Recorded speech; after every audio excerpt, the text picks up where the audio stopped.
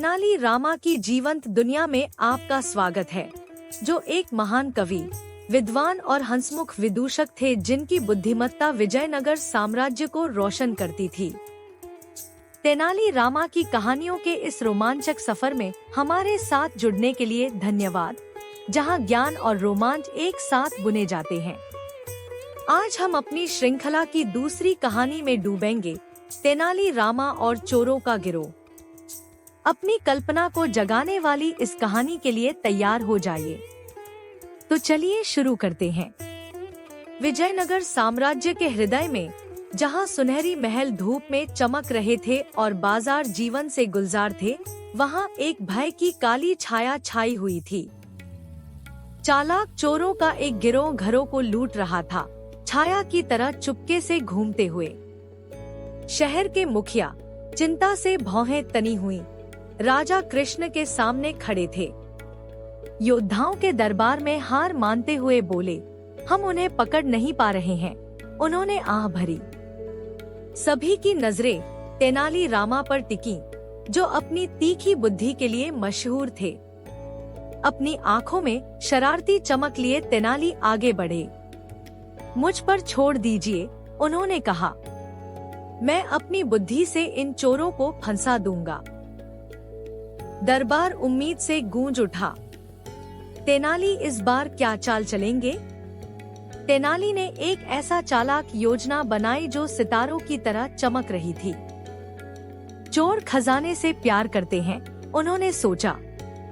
तो चलिए उन्हें ऐसा खजाना देते हैं जिसे वे नकार नहीं सकते। उस शाम तेनाली घर लौटे और अपनी पत्नी से फुसफुसाए कि जंगल में एक दुर्लभ, अज्ञात और भूली हुई कुआं है, जिसके पास सोने का एक संदूक दफन है, जिसे प्राचीन जादू से संरक्षित किया गया है।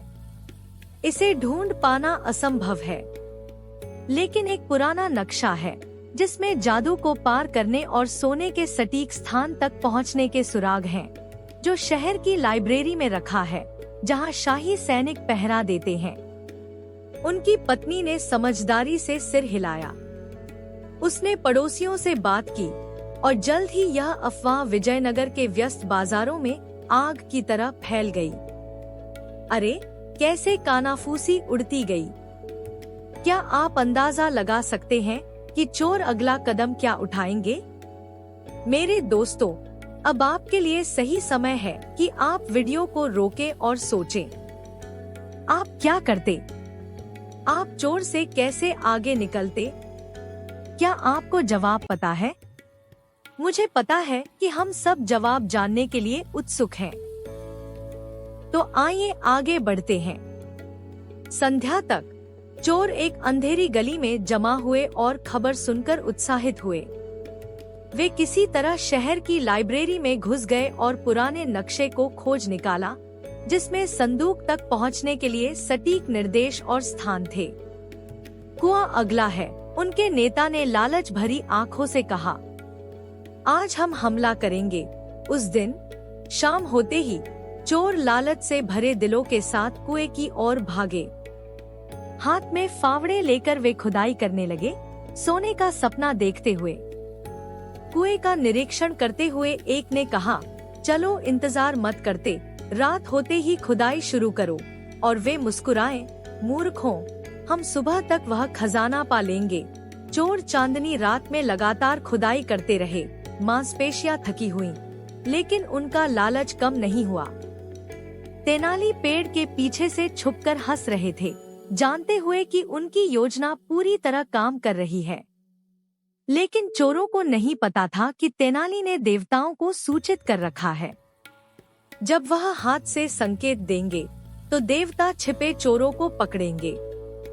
तेनाली ने अपनी योजना को कमल के फूल की तरह खिलते हुए देखा।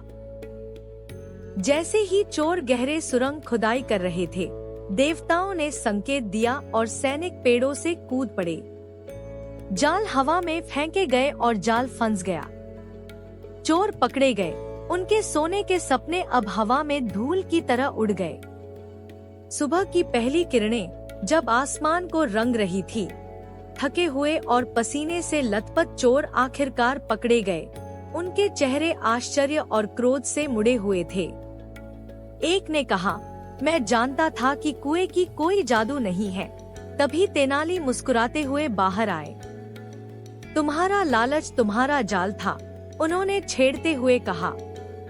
एक नक्शा जो इतनी आसानी से गार्डेड लाइब्रेरी में मिल गया, तुम्हें उस पर सवाल उठाना चाहिए था। उनकी आंखों में शरारत चमक रही थी। चोर चालाकी से पराजित हुए, शर्मिंदा खड़े रहे। तेनाली की बुद्धिमत्ता से वे नतमस्तक हुए।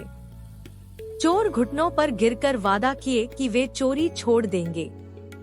उन्होंने दया की भीख मांगी, राजा से विनती की कि उन पर दया करें, क्योंकि अब उन्होंने अपनी गलती समझ ली थी।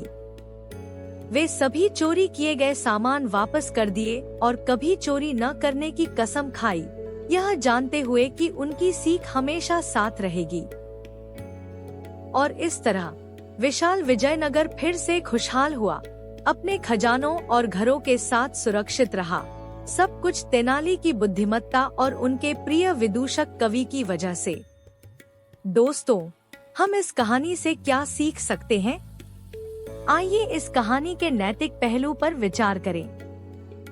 चालाकी हमेशा छल को मात देती है। तेनाली रामा ने साबित किया कि तेज दिमाग सबसे अंधेरी योजनाओं को भी मात दे सकता है। जीत का रास्ता चालाकी से होता है, न कि धोखे से। तेनाली ने तलवार से नहीं, बल्कि अपने दिमाग से लड़ाई लड़ी, चोरों के लालच को ही उनके खिलाफ मोड़ दिया। अगली बार जब आप किसी कठिन समस्या का सामना करें, तो आप क्या करेंगे? क्या आप तेनाली की तरह उसे मात देंगे? आइए साथ मिलकर सोचें, क्योंकि हर चुनौती में चमकने का अवसर होता है। क्या यह कहानी प्रेरणादायक नहीं है? हमारे तेनाली रामा की श्रृंखला की और रोमांचक कहानियों के लिए बने रहिए, जो मजा, रहस्य और ज्ञान से भरपूर हैं। हर कहानी एक नया नैतिक संदेश और तेनाली के कम जाने पहचाने कारनामों की झलक देती है। अधिक तेनाली की बुद्धिमत्ता के लिए लाइक और सब्सक्राइब करना न भूलें। अगली बार तक याद रखें, हम सभी अमर आनंद के बच्चे हैं। अपना ख्याल रखें और सुरक्षित रहें।